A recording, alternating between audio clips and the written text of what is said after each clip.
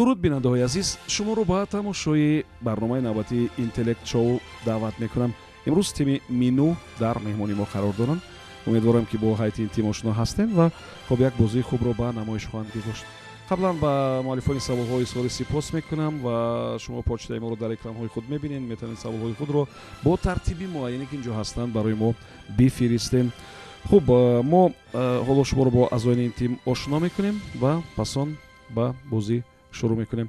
дар ҳайати тими мину имрӯз ширкат дорад капитани команда Рустам Азизӣ, Нуриддин Муминзода, Иршод Сулаймонӣ, Абдуҷалол Сафаров, Бобоҷон Юсуфҷонов ва Шералӣ Ризоён. бозӣ то ҳисоби 6 идома мекунад ва шумо ё иштирокчиён агар ба ҳисоби 6 расиден бозӣ қатъ мешавад. хуб, ва 1 дақиқа барои вақт барои фикр кардан пешниҳод мешавад. хуб, қоидаи аз ҳама асосии ин бозӣ ҳамин аст ки ҷавобҳои қисман дуруст ҳамчун ҷавоби нодуруст қабул мешаванд. мо шурӯъ мекунем. марҳамат, рақами саволи навбатиро маълум кунед.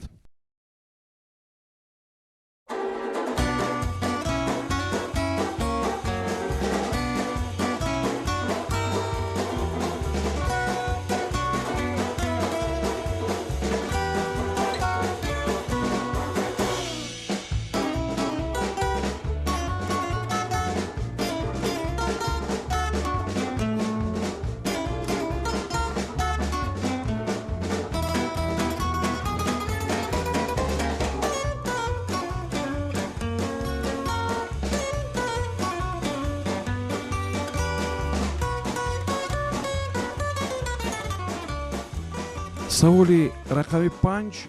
таваҷҷӯҳ кунед ба савол.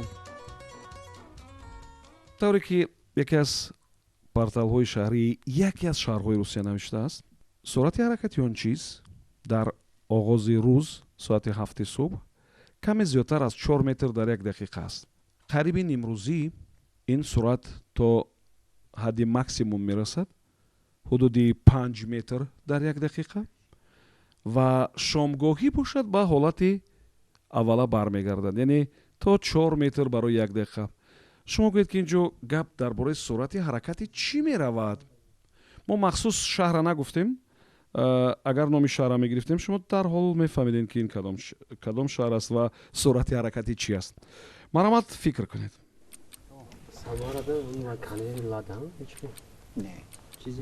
не, суръати ҳаракати он чиз мегӯяд дар саҳар ҳамин пробкаҳои чиз оҳиста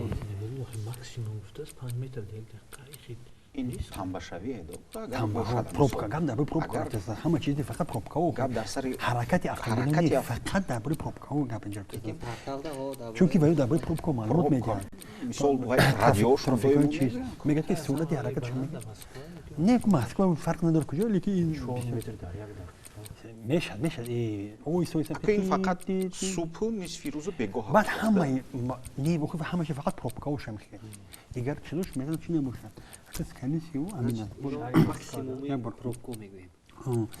чунки субҳ вақти корбарову ҳама кор агар и ҳаррӯза набошад, мисол вақти истироҳат рафтанашон хел метавон бошад, лекин ҷо рӯзона гуфтаган. 1 дақиқа вақти шумо сипарӣ шуд. марҳамат, сардори даста ки ҷавоб медиҳед? ба ин савол худам кӯшиш мекардам ҷавоб диҳам, зеро андешаи худам буд ва агар нодуруст бошад масъулияташам худам ба гардан гирам. бале, ба назари мо ин чиз ҳамун тамбашавии нақлиётӣ ё ки трафик ки чиз мегӯяд ҳамун аст, яъне субҳ вақти кор рафтан бисёр суст аст дар ҳамин тамбаҳо ва бегоҳ ҳам вақти аз кор рафтан. ба сурат Рустам, лекин 4 метр ин бисёр ё ки максимум 5 метр ин бисёр суръати паст аст. бубинед ки нимрӯзӣ мо дар шаҳр метавонем ки то 50-60 километр суръати мошина зиёд кунем. инҷа фақат сухан дар бораи охир чизҳои маъмулӣ намеравад, фақат дар бораи ҳамин тамбаҳо меравад. охир дар бораи тамбаҳо ин вариантест ки ман бояд қабул кунам. бале, چی بومتواند که میگویند صورت حرکتی کمتر داشته؟ صبح به خاطر که مردم ولی پورا بیدار نشدند، یعنی به همین خاطر صورت حرکتی آن چیز سست‌تر است. رستم به خاطر که مردم ولی خواب آلودند و امروزی که هوشیارترند صورت حرکتی آن چیز تیزتر میشد. اینا مخصوص کردن اونو. خب شاید نباشد یا همین است یا باید اگر یا خب اگر ممکن گردش خون در رگ‌ها باشد. گردش خون در رگ‌ها واقعا همون جوابایی که گروه شما فکر میکنید بسیار عجیب است. خب گردش خون در وقتی که رگ‌ها کار میکنن زیادتر نه به فکر ما همون چی هست، همون ترافیک هست و از اون این یعنی تنباشای ماشین است. بله. خب اگر نادرست هم باشه مسئولیت ما به گردن این جواب قبول است و خوبیش همین است که اگر جوابتان نادرست هم باشد شما هیچ مجازات نمیشوید از جانب دوستانتان و جز از بعض نگاه ها که طرفتان افکنده می شود حالی جوابتان نادرست است. اینجا گپ درباره کنویر می رود، завод تلیاتی و اگر می گفتم که سمارا خب می گفتم که وضع شما در حال می فهمیدین، یعنی که همون کنویر با سرعت آهسته‌تر حرکت میکنه. وقتی مردم بیدارتر میشن این سرعت کمک تیزتر است و شامگاهان بازم سست‌تر میشد.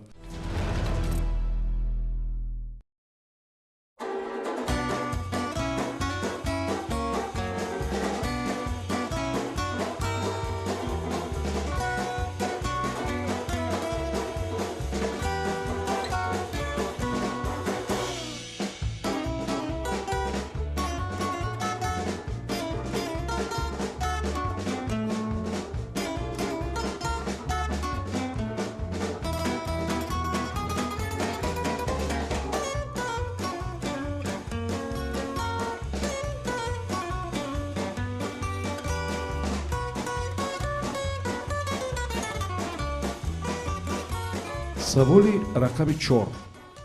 توجه کنید با سوال. این حالت در لونیبورگی آلمان بود. خب سالهای تقریبا 1960 یک رادیوستانسیه غیر قانونی پیدا می شود و یکی از محصلین گیمنازیوم آن رو تشکیل کرده بود. خب و هر شام یک معلوماتی برای اکثریت ضرور رو پیشنهاد میکرد و دیگرها که در دایره قبول موجی اون رادیوستانسیه بودن این معلومات برای خودشان میگرفتن. شما گویید که چی معلومات رو پیشنهاد این رادیوستانسیه پیشنهاد میکرد؟ یعنی یک حالت است که فکر میکنم همه ما با اون حالت کم و بیش روبرو میشویم. بعضی ها هفته یک چند مرتبه، بعضی ها هر روز. مرامت فکر کنید.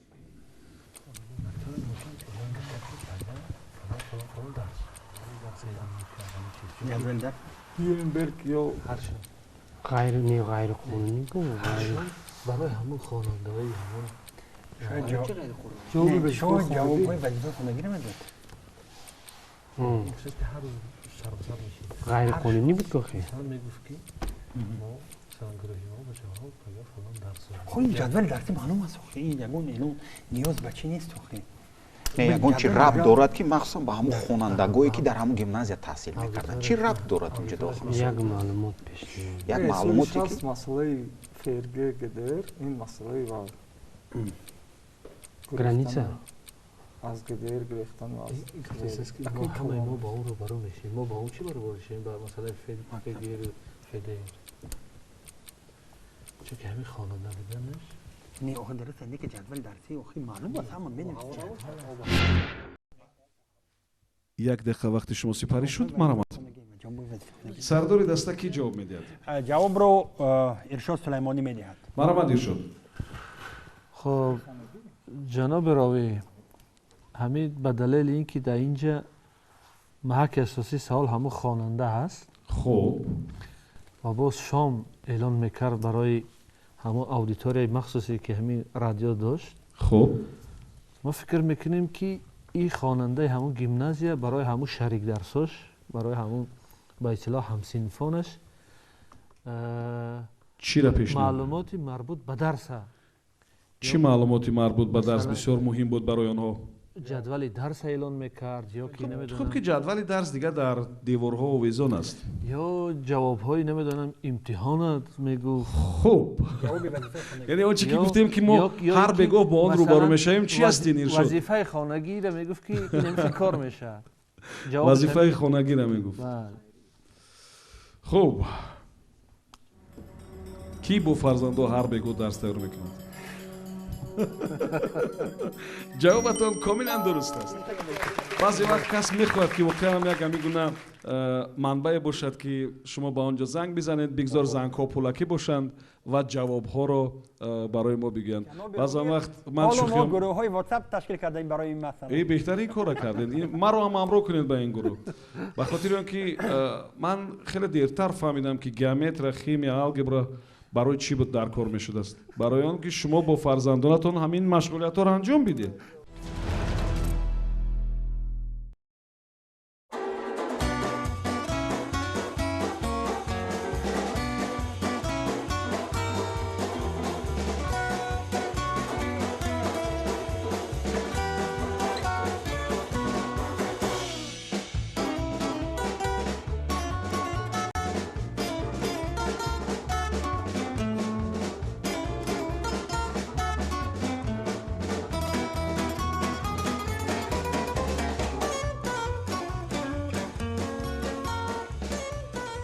саволи рақами 6 таваҷҷӯҳ кунед ба саволам аз бинандаи мо фиристоданд инҷо гап дар бораи саҳифаи википедия меравад хуб ки агар шумо бо фаронсавӣ номи як адиби русро бинависед википедия барои шумо дар бораи як рақам низ маълумот пешниҳод мекунад зеро номи он рақам ва номи ин адиб ба ҳам бисёр монанданд гап дар бораи кадом адиб ва рақам меравад یعنی اگر شما با زبان دیگری برای مثال با زبان فرانسوی در ویکیپدیا نام آن ادیب روس را بنویسید این منبع برای شما یک معلومات رو درباره یک رقم پیشنهاد میکند خب این کدام ادیب کدام رقم است مرحمت نیست بچه فکر میکنم شما پیش از استفاده وقت جواب میدین بله مرحمت جناب روی به این سوال شیرالی رضاییان جواب میدن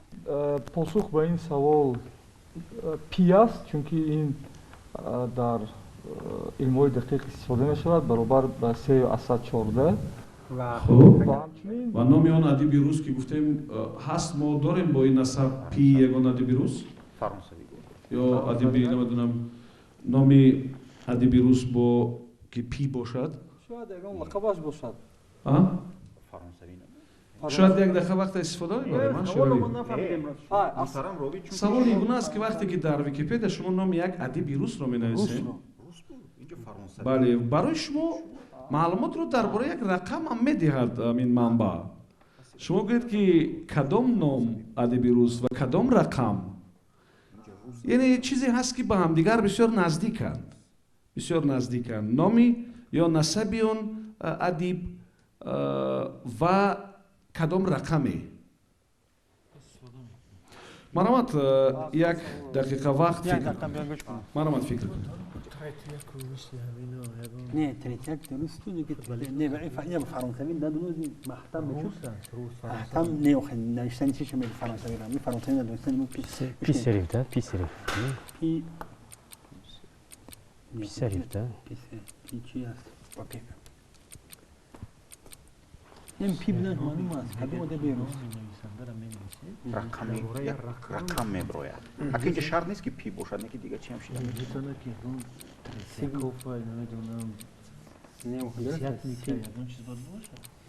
نه گوش کنید بچه ها مایه روسی که به فرانسوی نویسیم خیلی گوش کنید از بزرگو گوش کنید از بزرگو تالستوی اون گم که یا که دسته است که اون اینو با خیلی نمود کوتاه نیست که برای رقم رنگی گورکی بلاک همین پوشکین چی کنه نشد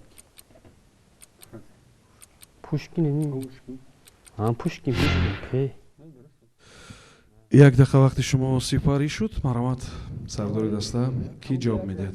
посух ба ин савол аз он ҷиҳат мушкил аст ки бояд мо транслитератсияи забони фаронсавӣ ба русиро донем. мутаассифона биёед ин тавр мекунем. шумо тасаввур кунед ки бо ҳамин ҳуруфи кириллӣ менависем ва ба ҳар сурат вариантҳоро пешниҳод мекунад ва ҳамон чизам дар миёни онҳо ҳаст. шояд ки дар сархати аввал набошад, вале дар сархатҳои дигар ҳаст. бо кириллӣ ҳам агар ки фикр кунем навишта бошем, чӣ метавонад бошад? Кадом рақамҳо? масалан талаффузи рақамҳоро шумо як бор бояд биёред ки чӣ гуна рақамҳо ҳастанд. барои мисол баъзеҳо фикр мекунанд ки биллиард ин фақат бозӣ аст, не? аммо ин як рақам низ ҳаст. хуб ҳамин гуна, яъне чизи бисёр сода. Менделееви, да? агар хуб аз оне ки варианти гуногунам ҳасту мо варианти авваларо فت یک نویسنده روس است فت نمیدونم باید چند نوشته به فرانسوی ولی که فت هم هست از کتب шумо чаро фақат дар бораи фаронсавӣ фикр мекунед? نه او روس است ин адиби бале адиби рус лекин кадом همین پی گویم باید ҳамун варианти мо аз чизе ки аввал буд пи аст шояд пи ин варианта иваз намекунем. ягон нависанда бошад ки Хуб. транслитератсия ин варианте ки шумо аввалам пешниҳод кардед ва ҳоли ҳамонро ҷонибдорӣ кардед, варианти дуруст набуд. агар ман гӯям ки гогол, чӣ ба ёдтон меояд? گوگل бале, گوگل 10 дар дараҷаи گوگل 10 дар дараҷаи 100 аст ба фикрам, не Рустам? بله بله 10 дар дараҷаи 100. бале. بله بله گوگل хуб, биёем чизи бисёр сода ки камакак дертар ба ёдатон омад. Гогол ва Гугл.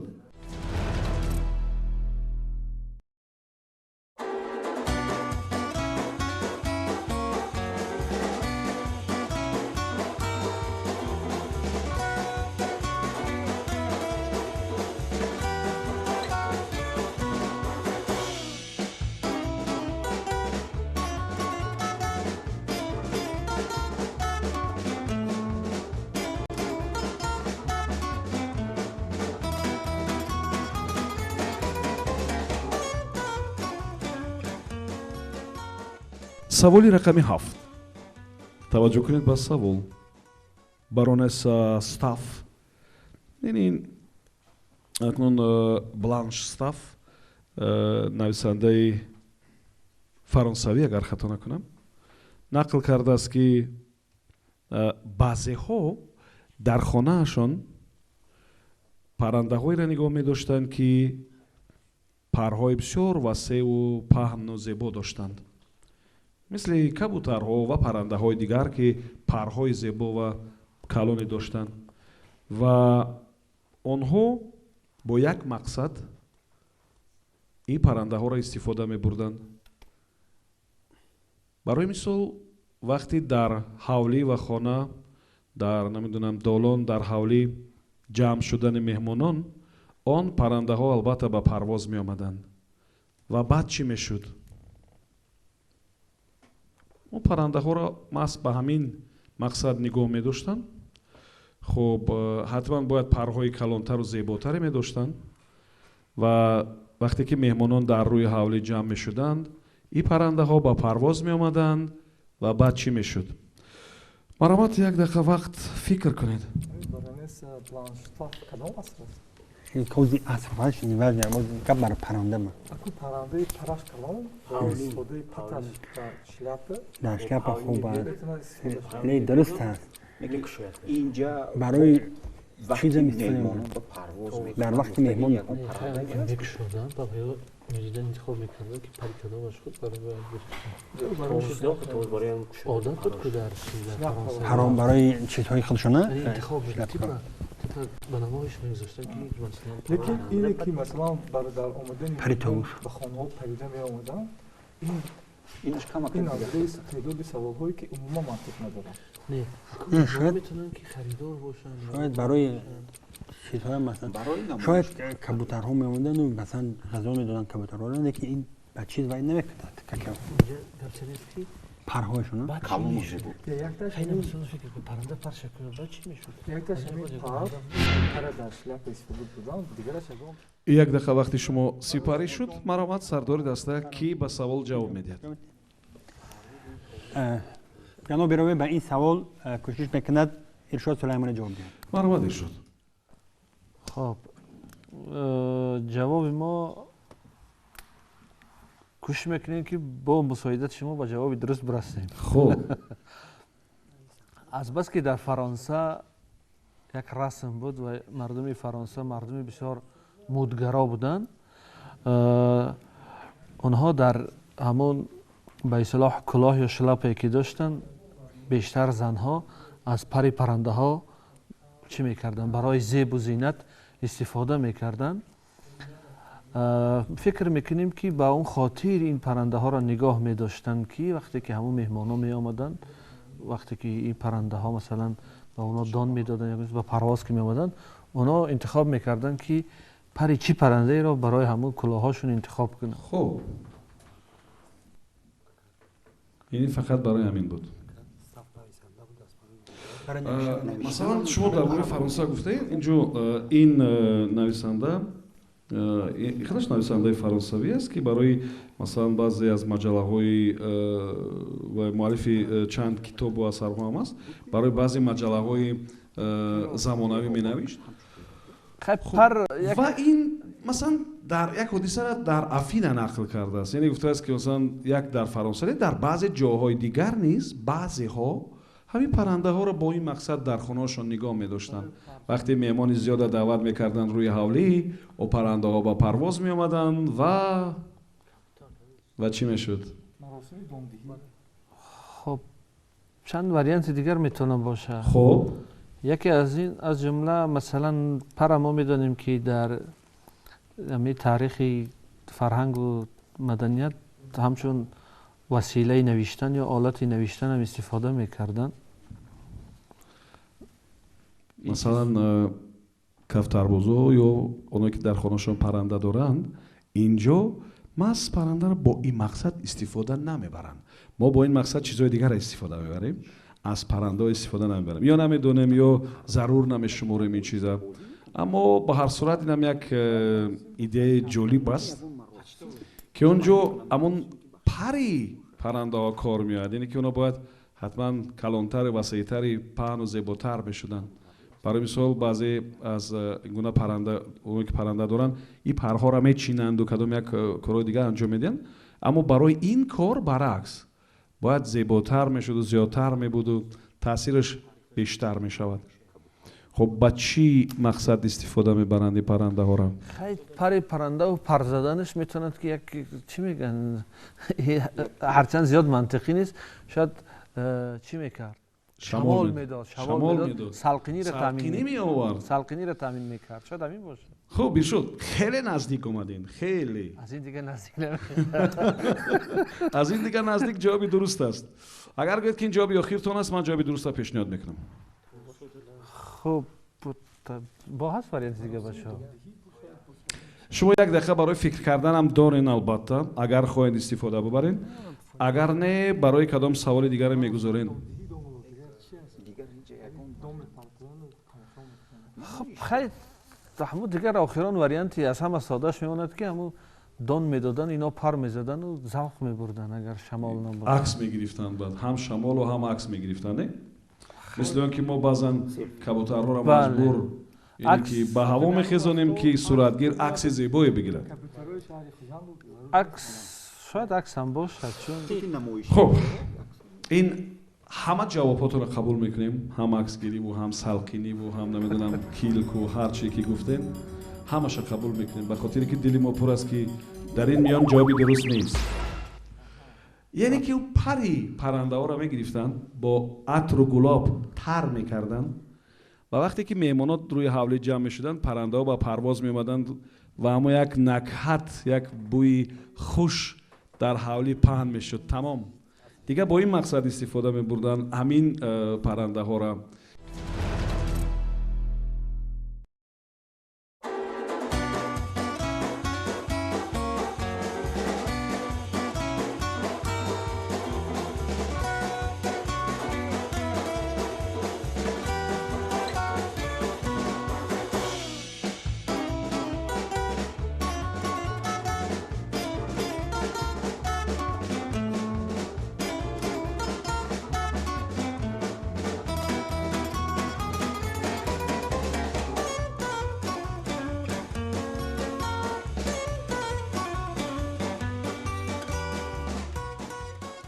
саволи рақами 2 мо як пешниҳод дорем ки баротон саволи нав пешниҳод кунем ё яке аз саволҳоеро ки гурӯҳи пеш аз шумо бозӣ карду саволҳоро бидем. чӣ хел аст назартон? надоштем иштирок. ин гуна таҷрибаро мо надоштем ва саволи нав баротон пешниҳод кунем ё саволе ки шумо намедонен аз тиме ки пештар аз шумо бозӣ кард ва ҷавоб наёфта буд. не бигзор ҷаноби ровӣ саволи ҳар кас барои худаш бошад. ин аз рӯи саволи нав пешниҳод. одобам нест.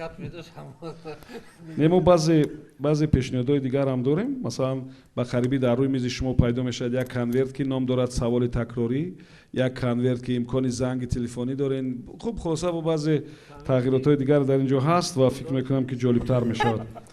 ман саволро баротон пешниҳод мекунам аз Дилшод Ашуров аст, аз тамошобинон, аз бинандаҳои мо. дар бораи як сайёҳе навиштааст ки аз Фаронса як бозича мехаранд. ин акси ё ҳамон бозича манораи Эйфел аст. хуб мисли он ки ҳама сайёҳои корро анҷом медиҳанд. вақте ки бармегарданд як чизе, як рамзе аз он кишвар меоранд. хуб хосаи сайёҳ ҳам меорад ба хонааш ва хуб вақте ки мекушояд тӯҳфаро мекушояд камакак нороҳат мешавад. чаро ин сайёҳ баъди он ки баргашт, баъди он ки ин тӯҳфаро дар хонааш кушод, як каме нороҳат шуд? чӣ чиз ӯро нороҳат кард? чиро дид? чӣ пеши назараш омад? хуб марҳамат фикр кунед. мумкин ягон чизи нозик буде ки шикаст. ягон чизи бай бошад. не охир ҳатман ӯ як чизеро дар ҳамон Эйфел бояд мешуд ки медиду надид. вақте ки дар ҳамон чиз дид баъд нороҳат шуд. чӣ чиз будам? ё ки аз реал ё зебутар ё баттар буд. Эйфел чӣ дорад ку лифт. шояд ҳамин лифте дид ки метавонист боло барояд бинад. набаромад, лекин баъд зиқ шуд ки ҳайфи аз фурсат каме аз дур дидам. сайёҳ аст ки сайёҳ ҳарфи а дид. а баъд осмона мекардам стура бой мекардам. не мумкин ки масалан баъзе чизҳои дурбинҳои ва ҳамон чизи Эйфел диду метавонист ресторане ки дар ошонаи чандуми вай аст ҳамонҷо хӯрок нахӯрд. яъне ин ба ҳамон ё лифт ё ҳамон чизҳо ягон чизе. як дақиқа вақти шумо сипарӣ шуд. марҳамат сардори даста ки ҷо медиҳад. ҷаноби ровӣ саволро такрор кунед. савол аз Дилшод Ашуров аст, аз бинандаҳои мо. дар мавриди як сайёҳе навиштааст ки Фаронсаро тамошо мекунад, Парижа тамошо мекунад ва ҳамчун рамзи хотира аз он шаҳр як тӯҳфа мехарад, як армоғон. и шакли ҳамон ё манораи Эйфел буда варианти тӯҳфааш, армоғониш меорад ба хонааш ва вақте ки мекушояд як каме нороҳат мешавад. чиро дид ки нороҳат шуд? ба ин савол ҷаноби ровӣ Шералӣ Ризоӣ ҷавоб медиҳад. ҷаноби ровӣ манораи Эйфел яке аз рамзҳои бисёр шинохтаи Фаронса аст, бахусус Париж. ва ба гумони мо вақте ки сайёҳ ба хонааш омад, тӯҳфаро кушод ва дид ки ё варианти а ин манора лифт дошт ки аз тариқи он ба болои манора баромада тамошо кардан мумкин буд. варианти б ин дар худи ҳамин манора шояд ягон ҷои истеъмоли хӯрокам буд ки метавонист аз он ҷо истифода барад ва панорамаи Парижро тамошо кунад. Ба ҳар сурат ин чизе аст ки ба худи сайёҳ азбаски сайёҳ аст ва наметавонад тамоми чизое ки дар ҳамин манора аст донад, вале аз бозича аз наздик вақте хона омада дида ҳасрати аз байн рафтани фурсати муносибро дошт ва барои ҳамин нороҳат шуд. хуб, ду вариант пешниҳод кардем ва як чиро дид ва ҳардушам вобаста буд ба чизе, ба шакле, ба намедунам ашёе, мисли он ки лифт гуфтен. хуб, ё тарабхона. аммо инҷо гап дар бораи кадом як ашё чизе ки дар бозича буд дар ин бора намеравад. инҷо як ҷумларо дид. Як ҷумларо дид ва камакак нороҳат шуд. Made in China. چی؟ در چین ساخته شده است. همین باعث ناراحت شدن؟ بله، گفت که من از فرانسه یک کادوی چینی آوردم. جواب کاملا درست است. همین بود جواب. یعنی وقتی که توفه را میکشاید میبیند که در چین استحصال شده است کمی ناراحت میشد و خب یکی سیاح باور کنید جناب راوی این سیاح من بودم، برای خاطر من از پاریژ آوردم یک چند کادو. این یگان جای شوخی نیست، این واقعیت است. من چند مناره ایفل آوردم و در زیر اونم مید این چین نوشته شده است. و همین احساس در شما پیدا شد نه؟ ناراحت نه، من ناراحت نشدم، ولی به هر حال به یادم اومد که همین چیز بود. بخیر، اگر کسی در نیویورک هم بود، همون مغازه‌های ارمغان و توفچه‌ها اکثریت همون توفچه‌ها که هستن استحصال چین هستن. شاید صفتش کمک خوبتر، ولی به هر صورت استحصال چین هستن.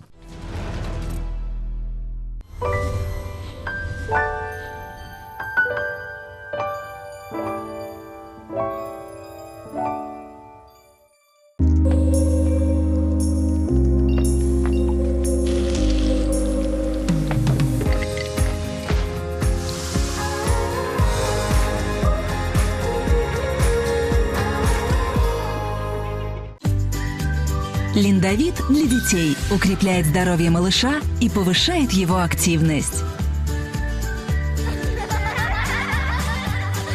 Линдавит для мужчин заряжает энергией и бодростью на целый день. Линдавит Прегна повышает иммунитет будущих мам, улучшает настроение. Компоненты продуктов линейки Линдавит повышают внимание и концентрацию, улучшают кровообращение, тем самым оказывая положительное влияние на организм. مالهای روزگار را میکابی.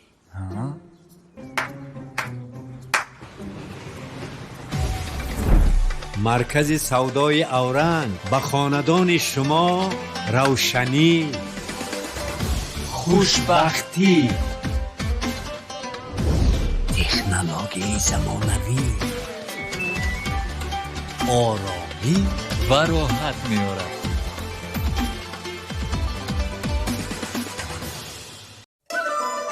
шифохонаи табобати чинӣ барои муолиҷаҳои бемориҳои гуногун бо мутахассисони бо таҷрибаи чиноӣ даъват менамояд. дар марказ барои муолиҷаи бемориҳои дарди буғумҳои тамоми бадан, сутунмӯҳраи гардан, фалаҷшавии дасту по, ревматоидни артрит, остеонекроз, аллергия, донача дар рӯй, илтиҳоби простата, варамшавии простата, доштан натавонистани пешоб, номукаммал кор кардани майнаи сар, хотираи заиф, бедорхобӣ, изтироб, ҳаяҷон, ҷоғар, варамшавии ғадуди сипаршакл, диабети қанд, фишорбаландӣ, ҳолати бади инсултӣ, бронхит, астма, ринит, гаймарит, аллергический ринит, бемориҳои меъда, гостроэнтерит, варами рӯда, диарея ва ба дигар намуди бемориҳо шароитҳо фароҳам оварда шудааст. инчунин усулҳои чиноии табобати бемориҳои мардона, табобати ҳама гуна бемориҳо тавассути гиёҳҳои шифобахш низ дар ин ҷо ба роҳ монда шудааст. суроға шаҳри Душанбе, ноҳияи Фирдавсӣ, кӯчаи деҳоти 50, қафои диагностика. Телефон барои тамос 88 111 14 41. Бардифен актив гел ҳамеша бо ман аст. доруи озмудашуда осон молида мешавад ва дарду варамро бартараф менамояд. Пардифен актив гел шуморо зуд аз дарди миён, буғум ва мушакҳо халос месозад. Пардифен актив гел ҳаракати озоди бедард. дам гир азизам, гузар то ки бинӣ чӣ тавр мепазам бароят ман хӯрок бо осонӣ. пухтам гӯшти болаззат бо провансал бо муҳаббат. ҳар кас ба болаззат пухтан қодир аст. пухту пазро дӯст медорам. кӯдак таб дорад ё дандон мебарорад, Пардифен беби ба шумо кӯмак мерасонад. ба кӯдакони аз синни 2 сола бошад Пардифен Kids. Пардифен аз ширкати Vega Farm.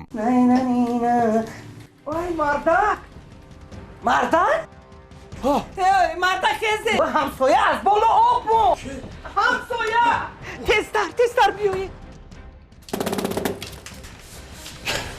тинҷме моро таги об мондед зардивориҳоямон расмон шуд доду фарёд накунед чихел паго ба мағозаи палитра биёед палитра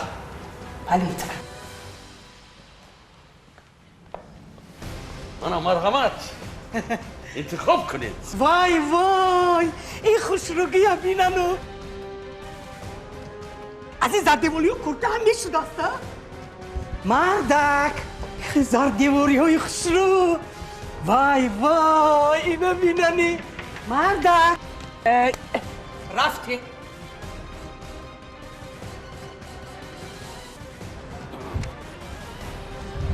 шумо розимӣ баъд аз часпондан мебинем гиред ҳамсоя ҳар рӯз моро таги об монӣ чаро зардивориҳоямон тез иваз шавад аз мағозаи палитра маҷмӯи зардивориҳои хушсифату назарраборо ки аз ширкатҳои бонуфузи оламанд дарёфт кардан осон аст. мағозаи палитра.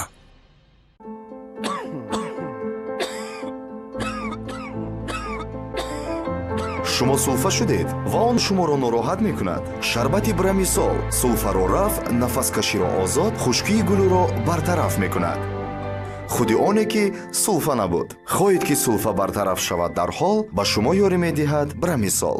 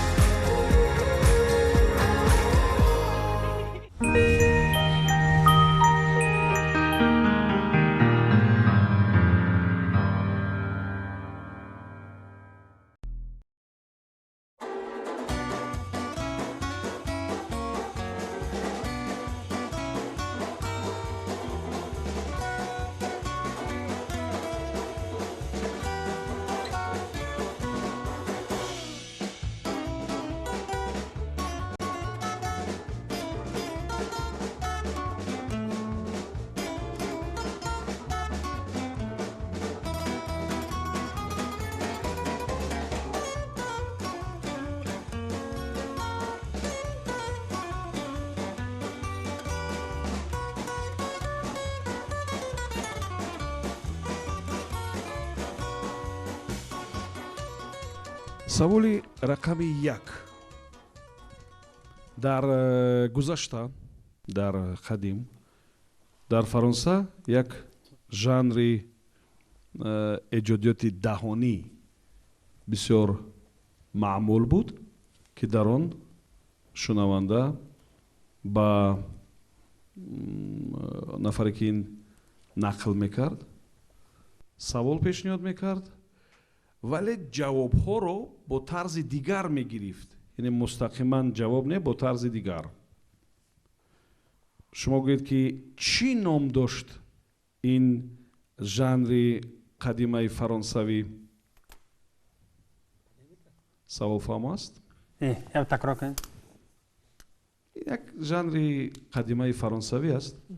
як жанри бисёр маъмули эҷодиёти даҳонӣ буд ки дар он шунаванда ба нафаре ки нақл мекард ҳамон чиро, ба ҳамон ноқил савол пешниҳод мекард, вале ҷавобро яъне ба тарзи дигар мегирифт. яъне бевосита дар шакли ҷавобҳое ки масалан шумо оли пешниҳод мекунед дар ин шакл не, тарзи дигар. бар сурат ин як жанри эҷодиёти даҳонӣ буд. شما گویید که چی نام داشت آن و این لقب یک قهرمان کامیکس هم هست. خب اگر توجه کردید و تماشا کردین لقب یک قهرمان کامیکس هم هست. مرامت یک دقیقه وقت برای فکر کردن. نگوش کنید یکی از ژانرهایی که هست وقت سوال میدی و جوابای مثلا یکی نمیده جو پانتومیم میکنه که نمیدونم با چیزی شما میتین و این ها پانتومیم لقب کسی بود. نه گوش کنید یکی از ورن تو فکر کنید با چی ورن تو میم اجاره میکردیم نه بو گوش کنید همین کمیکس کی تماشا کنید گروی کمیکس باید برید چیکار گروی کمیکس فرانسوی نیست خو یکی از کمیکس ها نمیام داره چطور میکنید طریق سرود میتواند باشه. این طریق سرود؟ نه. این سوال میدون؟ پانتومیم. سرود درست تو رو بدو. طریق پانتومیم یگان. این طریق سرود باشه در کمیکس چی میکنه؟ کمیک کمیک؟ یکی از رای کمیکس گفت. چی میتونه باشه؟ فکر کنید. پاسخش سوال نمیدونم. یک دقیقه وقت شما سپاری شد. مرامت سردار دسته کی جواب میدهد؟ به نظر ما جناب روی وقتی که سوال میداد چیز و اون چیز کوشش میکرد که با ایما و اشاره نشون داد که پانتومیم میگن در چیز یعنی نه با سخن بلکه با همین اشاره ها همون نشون میدن. یا میم میگن قهرمان کمیکس هم هست که پانتومیم نام داشته باشه. پانتومیم نمیدونم که فانتوم هست ممکن باشد. شاید فانتوماس باشد همون نمودی چیزی. اجابه قبول کنم. بله. پانتومیم. گروهی مینو. بله. خیلی فانتوماس هم از همون فانتومیم گرفته. خب ولی خانه حساب تغییر مییابد دوستان. حساب تغییر مییابد. با این طرف یا با اون طرف. جوابتان درست است. ریکاشت نام دارد این. ریکاشت. و این همین گونه یک چیزی بسیار عجیب است. این یک ژانری ایجادیاتی مثل که ایجادیاتی دهانی خواهد. زبان روسی قدگر بگیم старофранцузский жанр устного творчества.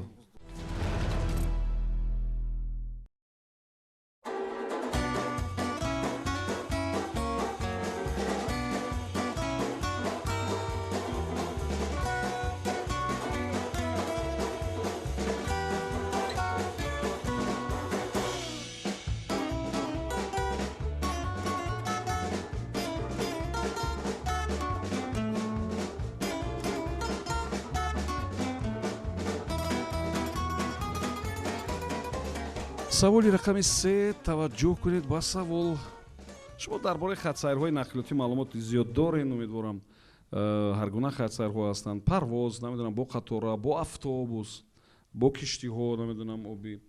خب تصور کنید گانکونگ خطسیر اتوبوس از یک نقطه تا نقطه دیگر 5 ساعت حرکت میکند.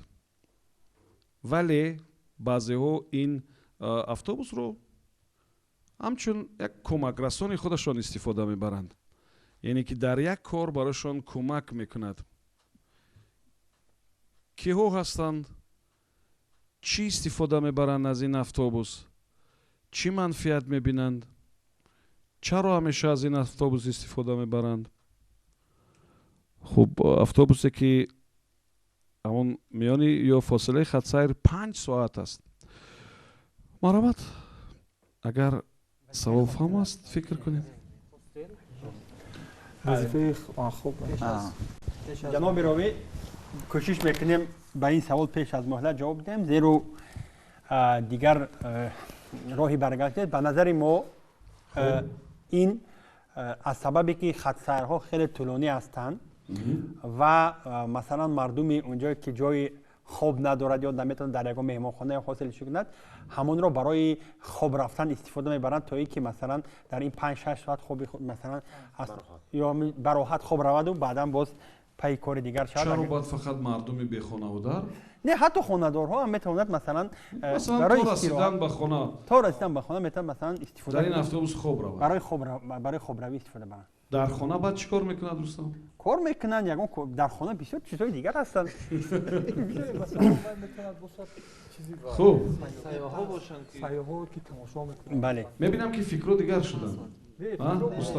نه به هر حال سیاح‌ها معلوم است که در خط از اتوبوس استفاده میبرن. این استفاده مستقیم از اتوبوس است که سیاحان میرن و آهسته آهسته تماشا میکنن. لیکن در اینجا از سبب که شما وقت طولانی و چی بهتر است که برای خواب استفاده بره و چیزی خوب هم هست. 5 ساعت از خوب میری، از خوب سیر میشوی. در 15 دقیقه طریق مترو به جای کار گشته می‌بری. خوب این جواب ما قبول میکنیم. آنچه که پیشتر گفتم خون و خود دیگه تابلو باید عوض شود. این دفعه با منفیت شما جواب درسته. یعنی که از این خط سیر نفران استفاده میبردن که خیلی زحمتکشند، از اندازه زیاد کار میکنن، وقتی خواب ندارن و تا نقطه در کاری رسیدن در اتوبوس خواب میروند و با همین مقصد استفاده میبرند.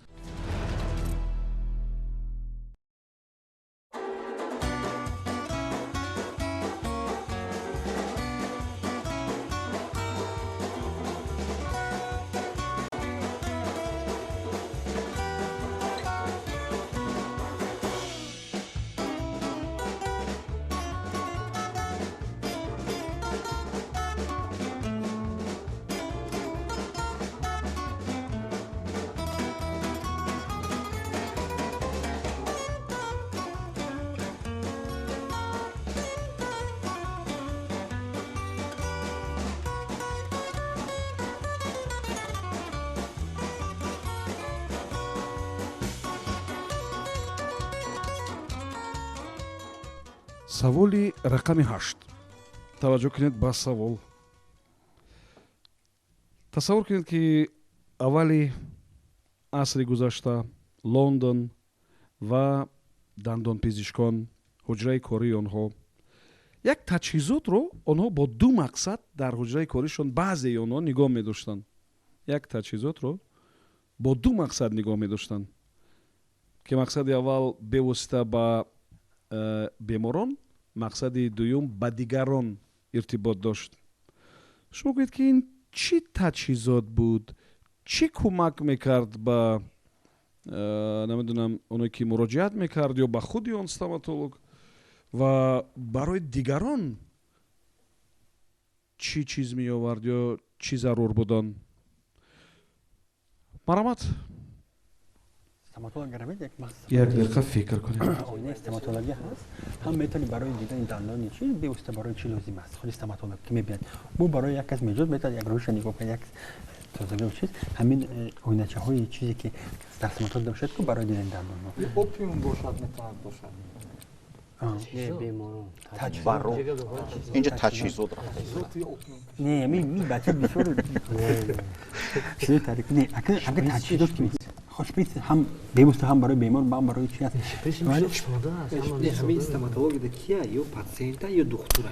همه آینچه هست اگر هم وقت توشب شده اگر برای دیدن اینجا گوساس یک هم برای بیمار استفاده می شود هم برای دیگران هم برای دیگران بدون برای یک دکترها گفتند استوماتولوگ هاگوش که گینکولوگ گین نمیشد که استوماتولوگ کمتر با بروتر است و هم دورن آینچه را برای دیدن. اولی اصلی بیش گفته ایستادن دوره خود تجهیزاتی چیز کم بود ولی آینه برای دیدن دندون بود و اون همچون میتونست برای دیدن چیزی خودش استفاده برد. باز نداده مکن. یک دقیقه وقت شما سپاری شد مرحمت سردار دسته کی جواب میدید؟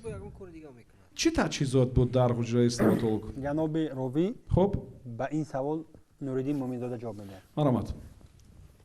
گرچنده که من از اول میخواستم همین یک گزینه از همه آسانترین انبور رو انتخاب کنم ولی همکسبان رفیقان من گفتن که نه به فکر دسته ما این آینه هست، یعنی آینه است. بله فهمو که برای مثلا نفری که در داخل اتاق هستن میبینن بسیار برای اونا عجایب است که جای کنده دندانی که کنده شده است چی شکل دارد، ولی برای نفرانی که در بیرونن چی منفعت دارد؟ آینه‌ای که در درون اتاق دکتر گذاشته شده است.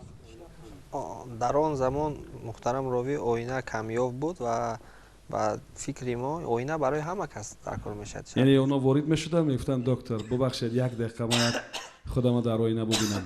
як оина тура. хуб иҷоб қабул аст бар сурат оина дар тиб баъзе нақша иҷро кардааст. оина, соат, ин чизо дар вақти амалиёти ҷарроҳӣ истифода шуданд. воқеан ҳам ин гуна далелҳои таърихӣ ҳастанд. аммо дар саволи шумо ҷавоби дуруст ин граммофон буд. граммофон барои мусиқии роҳат дар дохили ҳуҷраи дандонпизишк ва вақте ки додувои бемор сар мешуд садоша метавонистанд камакак баландтар кунанд то маризони дигара натарсонанд. ин воқеан граммофон буд ва ҷавоби дуруст ҳамин буд.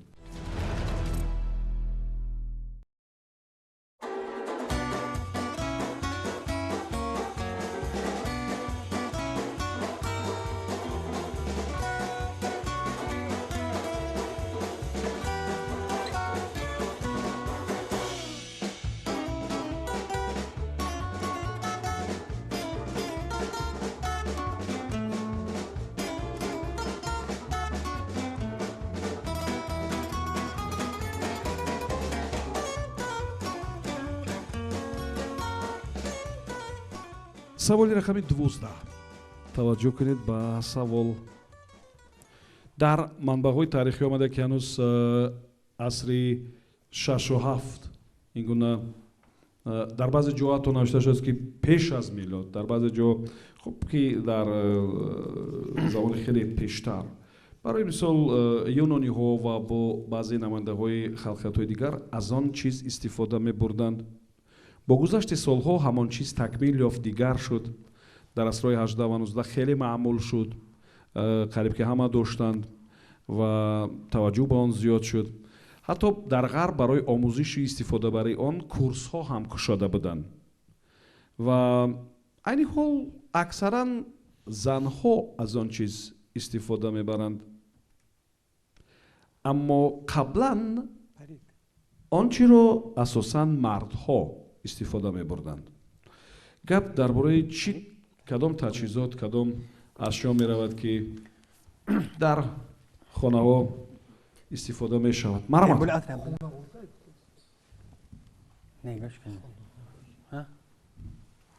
бе истифодаи вақт ҷавоб медиҳем ё аз вақт? марамат як дақиқа вақт дорем фикр кунед. ҳамин парик бештар буд дар юнон аз чӣ метарда аз водрасту чӣ мекарданд аз фурту чӣ баъдам 15-16 ки хеле ҳама парик доштанд. 17-18 мардҳо ба мекарданд аз сабаби ки бемории сифилис бисёр буд ҳама кам мешуданд. баъд чиз ҳоло ки камтар шуд занҳо ҳамин парик аст. ба истилоҳи мо гӯем ки тоҷики хеле моисуниш мегӯянд, эрониё кӯлагесу мегӯянд. ҷаноби рови як бор савол такрор кунед. ҳоли вақт тамом шуд, баъд ки тамом шуд ҳамин гӯш кун. ғайр аз вай ҳамин чизе ки қадимӣ бошад пеш аз милод дар миср ҳам мекарданд ки парикҳои кӯҳна чи дар юнон ҳам мекарданд. дар хона буд занҳо бисёр истифода мебаранд. гуфт ҳозир занҳо парик аст, lekin бештар мардо истифода. о ҳам парик аст. кӯлагесу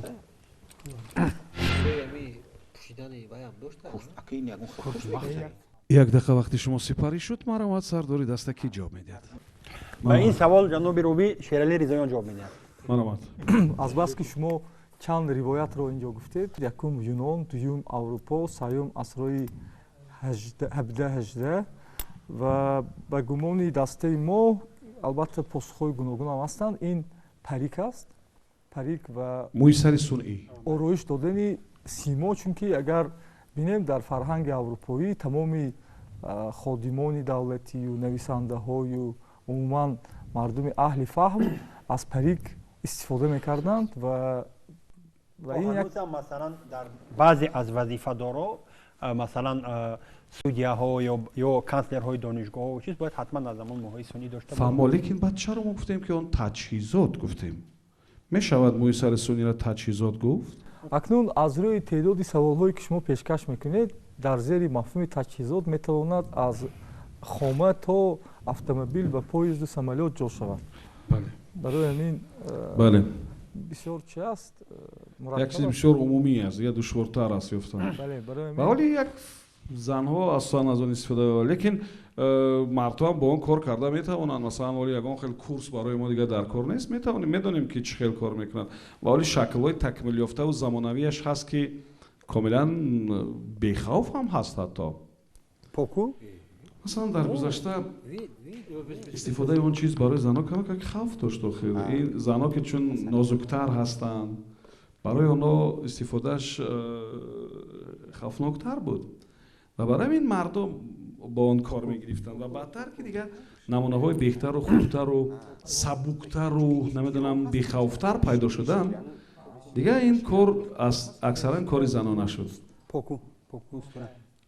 ҷавоби шумо ин ё парик ё поку ё поку ҳам устура аст. чи аст? хуб бери ҳамон чизе ки барои хулоса барои мӯй аст, ё мӯи сунӣ аст ё ҳам гирифтани ҳамин мӯй аст. хулоса ба мӯ рабт дорад. бале хуб ҳам поку устура қабул аст. ҳама вариантҳо дуруст нестанд. шералӣ дуруст нестанд. вақте гуфтам вазнин буд ба ёдатон наомад чӣ? ҳамон таҷҳизоти дарзмол аз солҳои пештар мо ҳам доштем. агар оли бубинед чӣ хел вазнин будро дар оташ гарм мекарданд ва барои ҳамин ин кора мардҳо анҷом медоданд.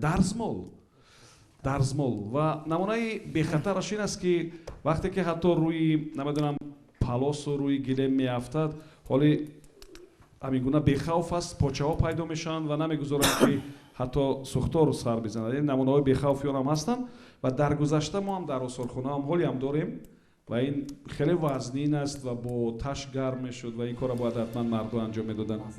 хуб бар сурат дар маҷмӯъ бозитон хуб буд. ман саймона изҳори ташаккур мекунам ва фикр мекунам бинандаам аз ин саволу ҷавобҳову раду бадалҳо роҳат доштанд. ташаккур ба муаллифони саволҳо, ташаккур барои шумо, ташаккур барои бинандаҳои азиз. гурӯҳи мину буд. то суҳбати дигар субҳон ҷалилов будам. комёбу муваффақ бошед.